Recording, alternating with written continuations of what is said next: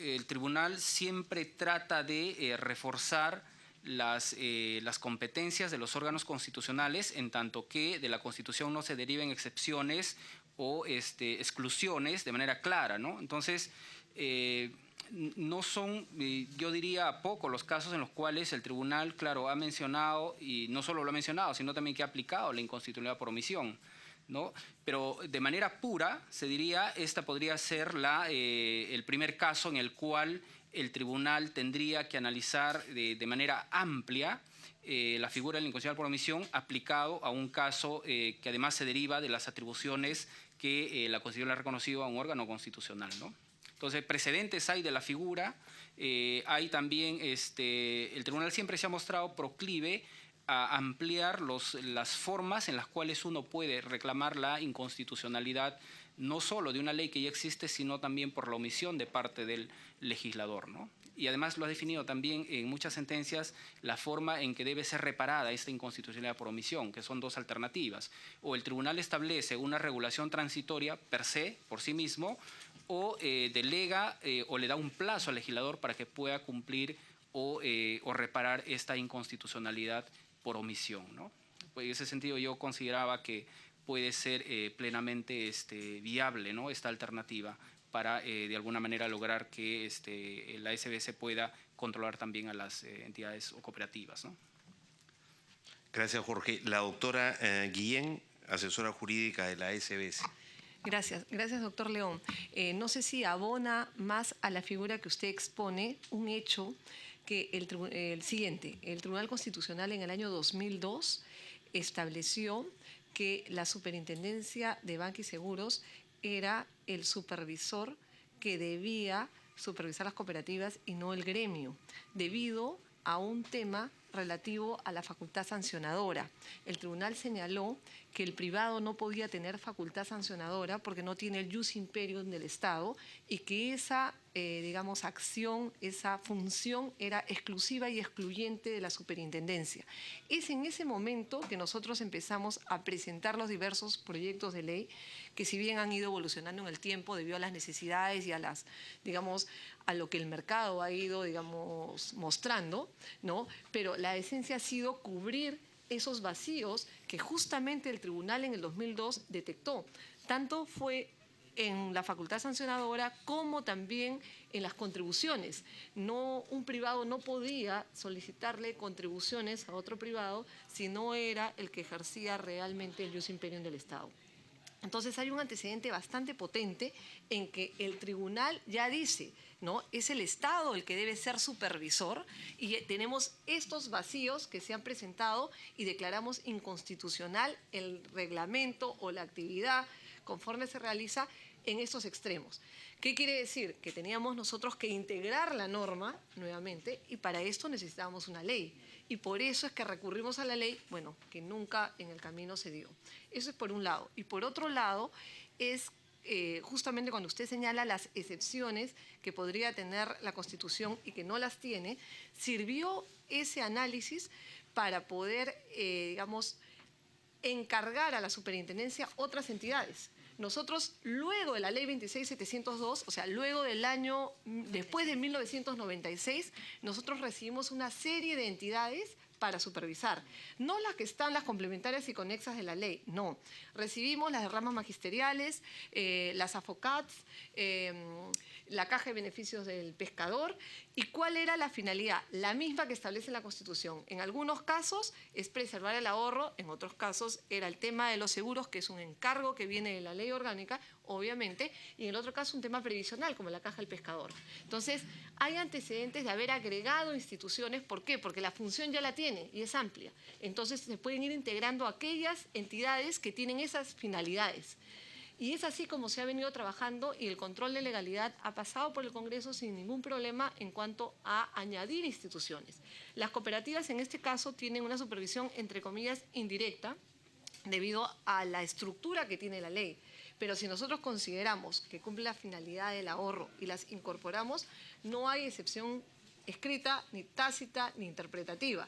En realidad estaría dentro del ámbito y necesitaríamos únicamente una ley que desarrolle, obviamente, que dé las garantías, que es lo que se ha estado haciendo y propuesto, ¿no?, durante todo este tiempo. Entonces, no sé si sirve al análisis de usted estos dos precedentes, la sentencia del Tribunal Constitucional y los encargos que ha recibido desde el año 96 a la fecha, ¿no?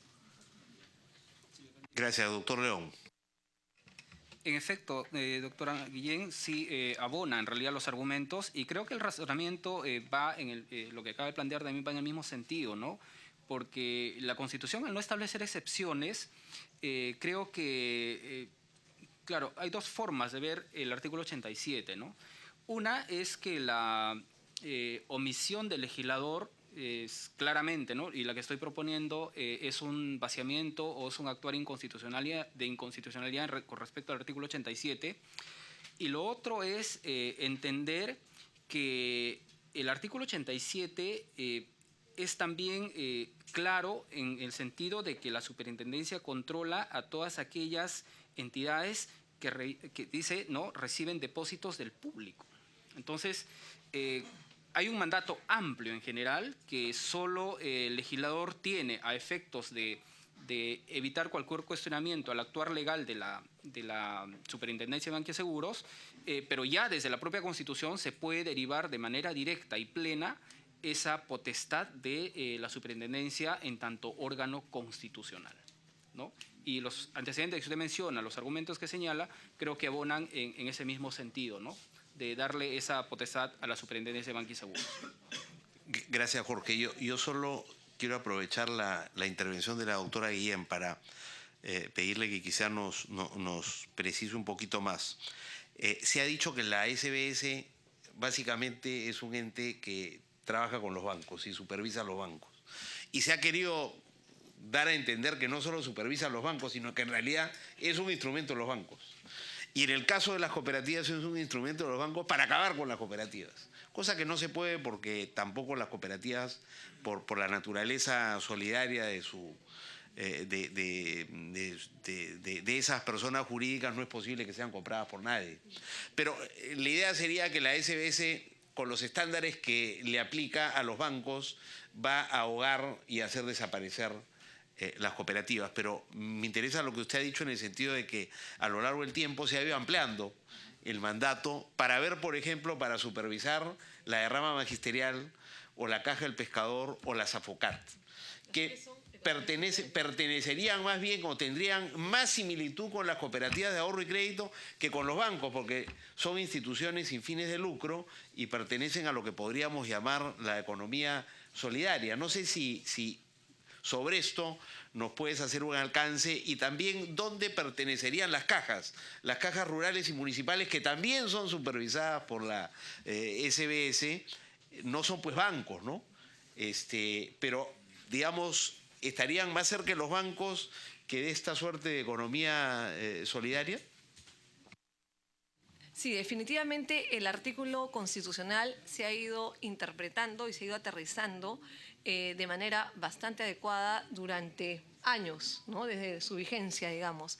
En efecto, la palabra del tema del ahorro del público ha sido un concepto que ha ido evolucionando de manera muy positiva. ¿En qué sentido? Si bien los bancos sí reciben depósitos de terceros, son personas jurídicas de derecho privado, sociedades anónimas, no existe una sola institución dentro del artículo 16 de la Ley de Bancos que no sea sociedad anónima. Me estoy refiriendo bancos, financieras, cajas rurales, cajas municipales y EPIMES. Todas son sociedades anónimas, ¿no? Pero, ¿en qué se diferencian unas de otras? En las actividades que realizan y en las operaciones a las que están autorizadas, ¿no? Los bancos tienen la mayor gama de operaciones permitidas desde que le otorgan la licencia de funcionamiento, a diferencia de las cajas que tienen menos operaciones de acuerdo a su nivel de riesgo, pero pueden ampliar operaciones con autorizaciones específicas. Y las EPIMES se caracterizan porque no captan depósitos del público y que fueron incorporadas tarde a la ley por un tema tributario. Entonces, en consecuencia, es una gama bastante amplia. Las pymes van hacia pequeña y microempresa, hacen actividades dan créditos a pequeña y microempresa, provienen incluso de lo que eran las ONGs. O sea, algo que realmente está muy distante a una entidad con fines de lucro puramente denominada entidad financiera pura, ¿no? Entonces, ¿Qué ha sucedido? La evolución en la interpretación y en la necesidad de supervisión no se da porque es el depósito de un tercero, sino porque hay un ahorro que proteger. Incluso en aquellas entidades donde la afiliación para ser socio, ¿no?, es simplemente estar a gusto con la entidad, pagar un pequeño aporte, ¿no? Se requiere que para este crecimiento y este otorgamiento de créditos y también la devolución de depósitos haya un control adecuado para que ese depósito, por más que sea el socio, pueda ser devuelto. En consecuencia, hay una protección del ahorro de los socios. Como bien señalamos en este proyecto de ley, nadie le está quitando la naturaleza jurídica de que son cooperativas de crédito que captan depósitos de sus socios. O sea, eso queda muy claro. Sin embargo, hay una necesidad, y ya se ha revelado, del por qué debe haber una supervisión efectiva de ese manejo de ese dinero. Pueden haber cooperativas muy pequeñas, por eso se ha establecido dentro de la estructura del proyecto, ¿no?, que tenga un nivel de supervisión acorde con sus operaciones y acorde con el tamaño. Por eso que hay niveles, como también hay cooperativas muy grandes que necesitarán también de otras herramientas y también de otra clase de operaciones con mayor riesgo, que tomen mayor riesgo para poder competir en el mercado, porque son tan iguales a otras instituciones en cuanto al tamaño, pero no en cuanto a la naturaleza. Entonces, en consecuencia, del año 96 a la fecha, ha sido muy importante considerar el ahorro en sí, como también el ahorro que va a nivel, digamos, de coberturas, que es el caso de FOCATS, porque uno entrega su dinero para tener una cobertura, digamos, tipo seguro. ¿Qué cosa es, ¿no?, una FOCAT? Son las asociaciones de fondos de cobertura para accidentes de tránsito. Esto nació a raíz que, digamos, gran parte de la población consideraba que el SOAT no cumplía sus objetivos o que el SOAT era muy caro, que venía de compañías de seguros, y ellos consideraron armar una suerte de mutuas, una entidad solidaria que solamente compense sus daños. Entonces, las AFOCAT son asociaciones civiles sin fines de lucro formadas por transportistas que ellos pagan una cuota para cubrir, digamos, para compensar sus daños, ¿no? Son los SOAT de los mototaxis, digamos.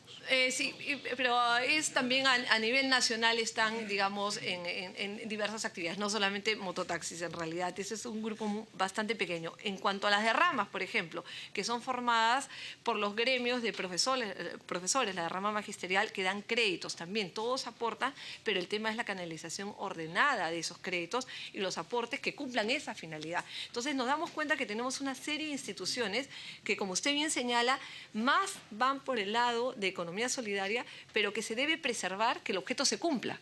Entonces, por ello tienen herramientas para que ese objeto se cumpla, y las herramientas no solamente son herramientas en cuanto hoy me toca a mí y mañana te toca a ti, sino cómo manejas esos riesgos en el tiempo, ¿no?, para efectos de que todos vean, digamos, realizadas sus operaciones de manera efectiva. Nosotros hemos tenido muchas quejas de AFOCATS, por ejemplo, que no cumplen sus objetivos. Nosotros hemos tratado de sancionar, ahí hay también un proyecto de ley acá en el Congreso, y nos damos cuenta que si bien son asociados, tienen el perjuicio de no gozar del servicio por el cual están pagando. Entonces, esa es una razón en donde existe ese desequilibrio entre ese privado y la acción que realiza esa entidad para que el Estado pueda tener ese manejo y que se cubra esa dificultad o esa necesidad, ¿no? Esa es la razón.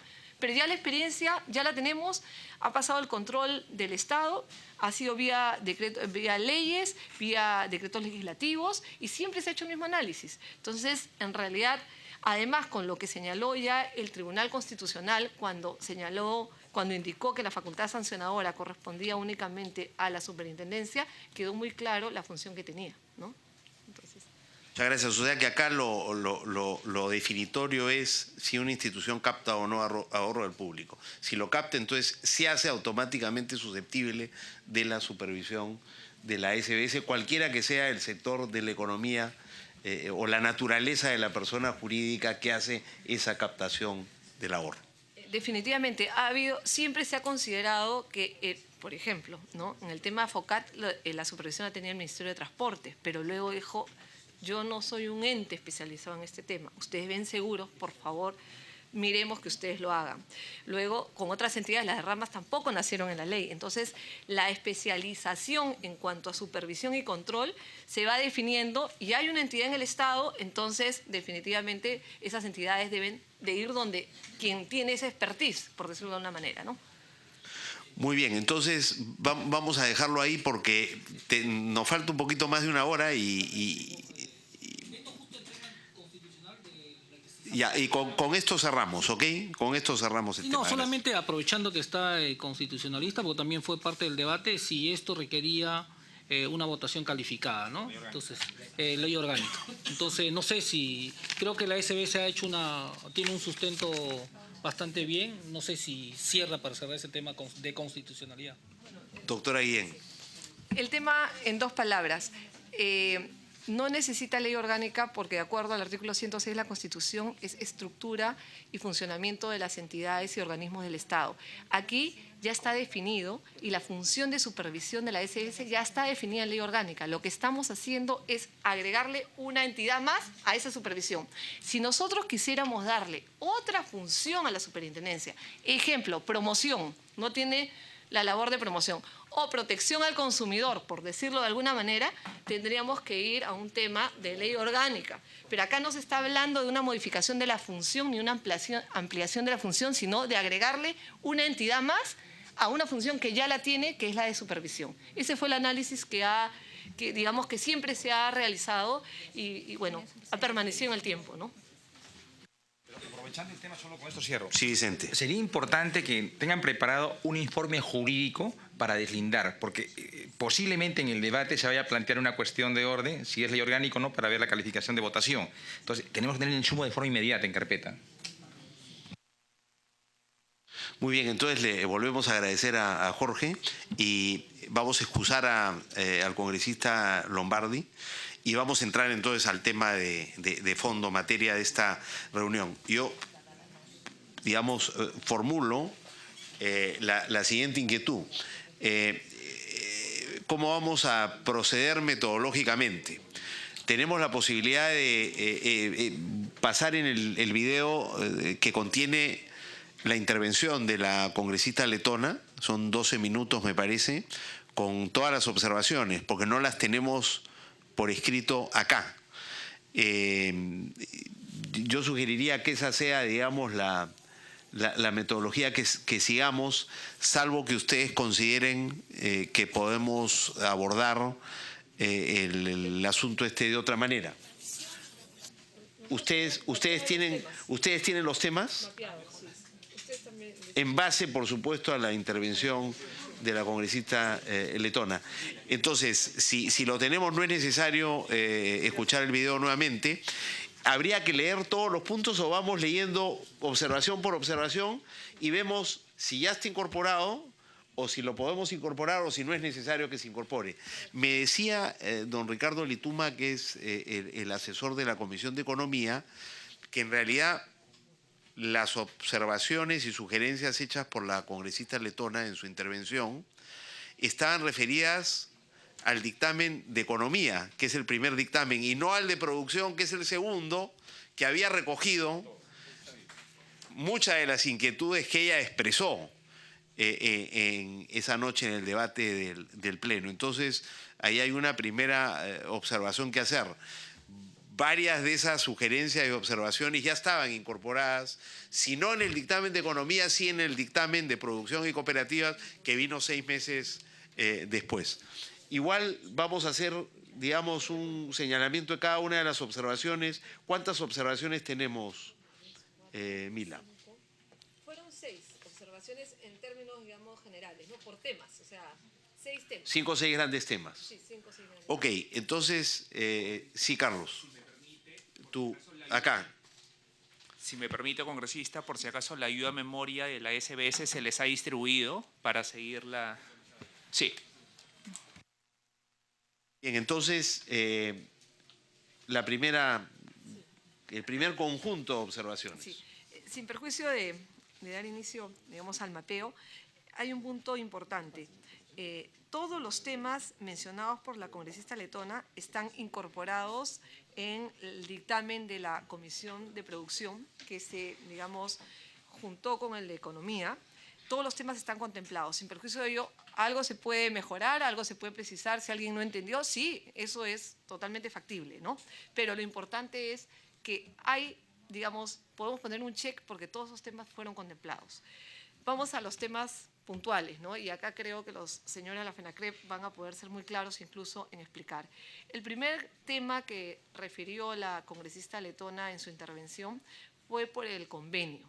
Ella objetó el convenio que suscribiría la superintendencia con la FENACREP.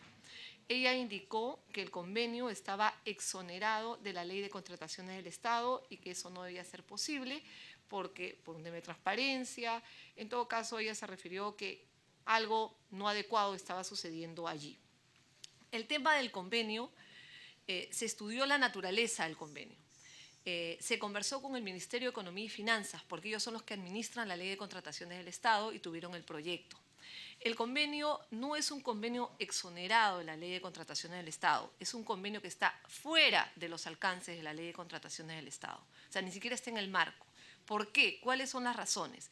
La primera razón, que es un convenio específico por una labor de un expertise único que existe en el mercado, que es el supervisor natural actual, ¿no? En consecuencia, no es dable bajo la Ley de Contratación del Estado tratar de salir al mercado a buscar un mejor postor cuando aquí no hay postores, número uno. Número dos, tampoco hay un tema, digamos, materia de la Ley de Contratación del Estado en cuanto a precios, funciones, porque al ser un convenio hay obligaciones recíprocas acá. Tan es así que no es que yo pido un servicio, me da el servicio y yo lo pago.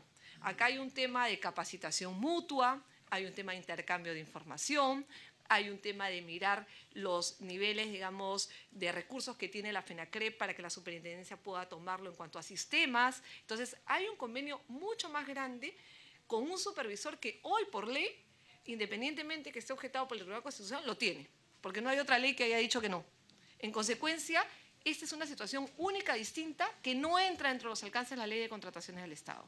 Entonces, si alguien ha utilizado la palabra exonerado, creo que podríamos revisar digamos, la redacción para decir que no está dentro de los alcances y de alguna manera precisar un poco más la naturaleza tan específica y tan, digamos, tan particular de este convenio. ¿Por qué se le da 6 años?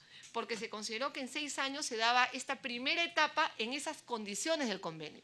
Y también la ley no ha querido dejar de lado que podría eventualmente, mañana más tarde, nacer otra federación que tenga otro expertise en el futuro y dice federaciones o algún otro actor del mercado.